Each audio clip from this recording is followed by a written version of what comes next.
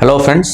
So diabetes இப்போ அதை கேட்டனே தலையில் இடி உழுந்த மாதிரி நிறையா ஃபீல் பண்ணுறாங்க. பட் டயபெட்டிஸ் என்பது ஒரு லைஃப் ஸ்டைல் டிசீஸ் கிடையாது, லைஃப் ஸ்டைல் டிஸார்டர். அது உங்களால் கட்டுப்படுத்த முடியும். முதல்ல உணவு முறைகள், நிறைய பேர் உணவு முறையை பற்றி நிறையா பேசிட்டாங்க. பட் நான் என்ன சொல்கிறேன்னா, பழங்காலத்து உணவு முறையை கொஞ்சம் கொண்டு வாங்க. நம்ம முன்னாடி சாப்பிட்டதில் வந்துட்டு ஜங்க் ஃபுட் கிடையாது, ஃபாஸ்ட் ஃபுட் கிடையாது, அதே மாதிரி கொக்கோ கோலா இதெல்லாம் கிடையாது. ஸோ இதே மாதிரி ஃபுட் ஐட்டம்ஸ் நம்ம சாப்பிட டயபெட்டிக் இன்னும் அதிகமாக வாய்ப்புகள் உண்டு. எக்ஸசைஸ், அதை நம்ம மறந்து போயிட்டோம். இந்த பிஸி வேர்ல்ட் ஆஃப் டயபெட்டிஸில் வாக்கிங், ஸ்விம்மிங் முன்னெல்லாம் நான் பண்ணிகிட்டு இருந்தோம். இப்போ அது யாருமே பண்ணுறதில்ல. அட்லீஸ்ட் வாரத்தில் ஒரு 150 நிமிஷம், at least 30 minutes of brisk walking is more than enough. இன்னொன்று முக்கியமான விஷயம் என்னென்னா, சுகர் வந்த பிறகு அது மானிட்டர் பண்ணதை விட்டுறாங்க. முக்கியமாக என்னென்னா, லேபுக்கு போகணும், பிளட் டெஸ்ட் கொடுக்கணும், அதுக்கு காலையில் எழுந்திரிக்கணும். இப்போல்லாம் ரொம்ப சிம்பிள் ஆகிடுச்சு. We got lot of gadgets. சிம்பிளாக செல்ஃப் மானிட்டரிங் ஆஃப் பிளட் குளுக்கோஸ்ன்னு சொல்லுவாங்க. ஒரு சிம்பிள் கேஜெட், ஈவன் பெயின்லெஸ் ப்ரிக்குன்னு சொல்லுவோம். நானோ 5 நீடில்ஸ்லாம் வந்துருச்சு.